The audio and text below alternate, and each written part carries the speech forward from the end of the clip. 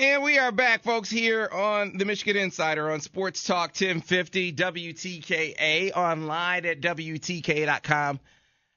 Folks, you heard me say it before we went to the break. A huge matchup at Yost tonight, tomorrow, as the Wolverines take on the number 9 team in the country in Minnesota. As John U. Bacon said, it's not a banner year for conference teams, so that makes this matchup all the more important. No, and as we get to our next guest and Coach Brian Wiseman, it's kind of like when we have the conversation about what will help the Big Ten in football be back to being at the top. Is Michigan rebuilding the football program? Wisconsin has 2 wins all year in hockey, which is so abnormal. Michigan, the Big Ten being good in hockey is reliant on Minnesota being really good. It's reliant on Michigan being really good. It's reliant on Wisconsin being really good. And that's a big part of it. Before we go to the guest, though, I promise Coach Berenson I will do this every day for the rest Wednesday, yesterday, and today, and I will continue to do it. 6:35 face-off tonight, 4:05 face-off tomorrow. Most fans are used to 7:05 and 7:35, but if you go for those times, you're going to be late or you're going to miss the games altogether. 6:35 tonight, 4:05 tomorrow afternoon. So I just say go to Yost after you go to Chrysler tomorrow and go to the doubleheader for basketball and hockey, but 2 somewhat abnormal times due to TV. But, of course, you can listen to the games right here on Sports Talk 1050 WTKA. 6:35 tonight, 4:05 tomorrow. And we are joined now by a guest who can give us some insight into what I think, and maybe I'm overstating it, and he can tell me whether I am or not, what I think is maybe a defining moment for the season.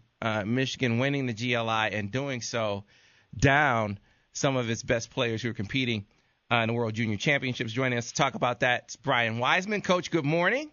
Good morning. How you guys doing? I'm doing great, Coach. So let's talk about the GLI, because we were talking about this yesterday during our roundtable segment, and then with Ira and Bakes this morning. You're down Dylan Larkin, you're down JT Confer. You are down 4 of your better players as you head into facing a team to start the GLI, facing a team that handled you pretty well earlier in the season, and you win that game. You win the GLI. Just very broadly, am I making too much of it saying that's a defining moment for a team in a season? Well, I guess time will tell that. But we did look upon that for an opportunity for our team to grow. Whether it's individually and collectively as a group. Like you mentioned, we missed 4 pretty darn good hockey players that weekend when they were representing the U.S. in the World Junior Championships. And so we needed some guys to step up their game. Our leaders had to lead in a certain way. Our seniors had to grow their game in that time, in that moment. And we had some young guys that had to step up and play. We had some players playing out of position and not with their normal lines and things of that nature. So we had some guys have a heck of a weekend, and it started with Michigan Tech, and it finished off with our in-state rival, Michigan State. So it was a great weekend for our team, our program. I know our fans enjoyed it, but now we get in the meat of the schedule with the Big Ten, so we're excited here to start this off the new year. So let's dig into that Michigan Tech game, Coach. You go back earlier in the season, they beat you 4-1 and then 6-2. What was the difference? How do you flip it around and take care of business this time as opposed to when you face them at their place? Yeah, it's each game has its moments. Steve Racine came in and gave us did a great job in goal for us. Gave us an opportunity, a chance to win a hockey game by some of the key saves he made throughout the game. And then, like I said, we had guys step up their individual games. I think collectively we played a really good, honest, solid, checking type of hockey game, kind of that blue-collar type of work in that game that really we capitalized on some chances that we had. We were able to shut them down, even though that they outshot us, by a pretty good margin. We were able to shut them down, and special teams did their part.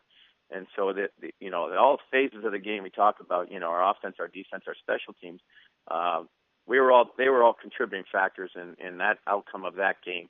Whereas if you take it back to Houghton, a month and a half prior, we had some letdowns in those regards in some of those in team play type of situations. Yeah, you were talking special teams, and that was actually my next question.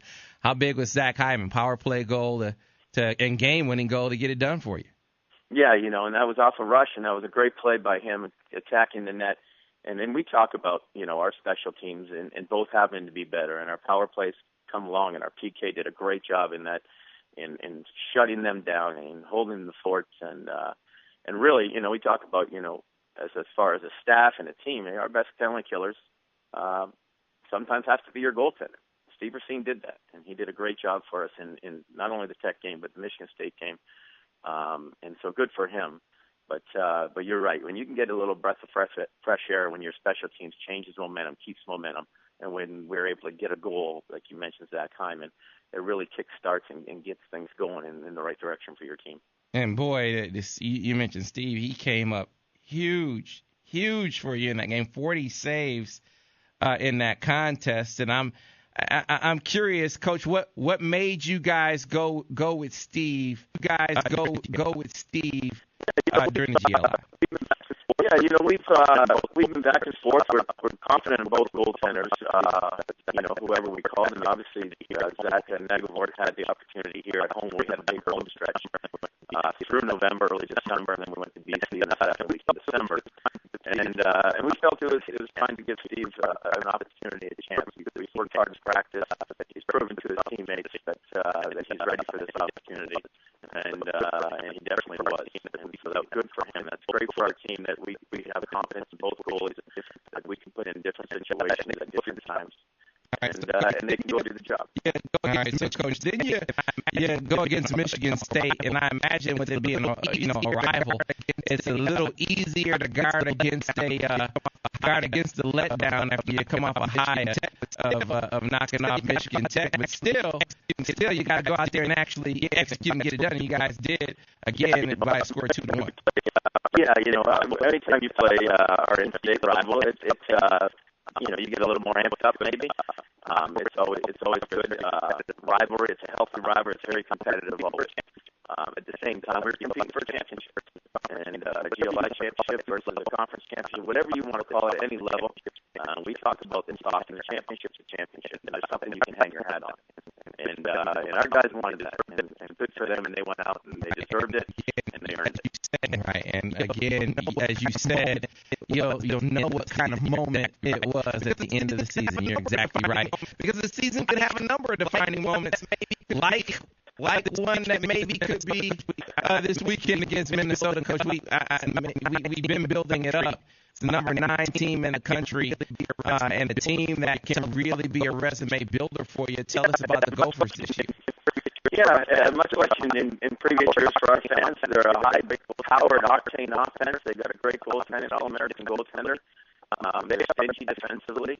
They are a complete team, and they were kind of, last year they were kind of the benchmark of the Big Ten hockey, where they were at the end of the year. We went into Minnesota in January last year, and they kind of showed us that, hey, the type of team they are.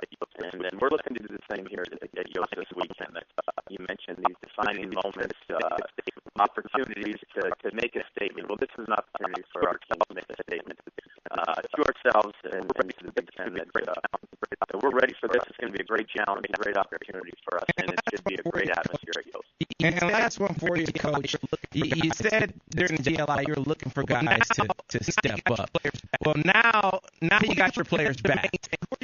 Who are you looking to maintain? Who are you going to ask more of now because of what they showed you in the GLI? Well, that's the thing. It's ironic you bring that up. We talked about it in our meeting last night. Zach Hyman, as you mentioned, we talked about here, a tremendous GLI. He needs to grow his game. He needs to be better this weekend for our team to be better. Andrew Kopp has to lead better, and he needs to be better. Even though he had a tremendous first half so far, and a really tremendous GLO. But then these guys coming back in the fold, obviously with some momentum, and we had a good 2 weeks of practice. We feel really good, and individuals have to be able to grow their game for our team to be able to grow our game and to get where we want to. And so it's on everybody. That's coaches alike and throughout our staff, throughout the players, that we need to take a step forward and we need to continue to grow. Well, Coach, congratulations on getting a title in the GLI, and let's keep that rolling. As the Wolverines will take on Minnesota at Yost tonight, 6:35, and again, folks, 6:35, and then tomorrow at 4:05. So keep those times in mind. 6:35 tonight, 4:05 tomorrow.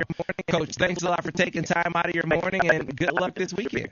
Thanks, guys. Anytime, and it should be a great weekend of college hockey here at Yost. All right, thanks a lot, Coach. That was Michigan assistant hockey coach Brian Wiseman. And a huge matchup for the hockey team. I mean, you heard Brian Cook say it yesterday. Ira's been on it this morning. There just aren't that many resume builders in league this year. A chance to really build that profile this weekend. It is 9:51 on a Friday. We got to get to a break. Back on the other side here on the Michigan Insider on Sports Talk 1050 WTKA.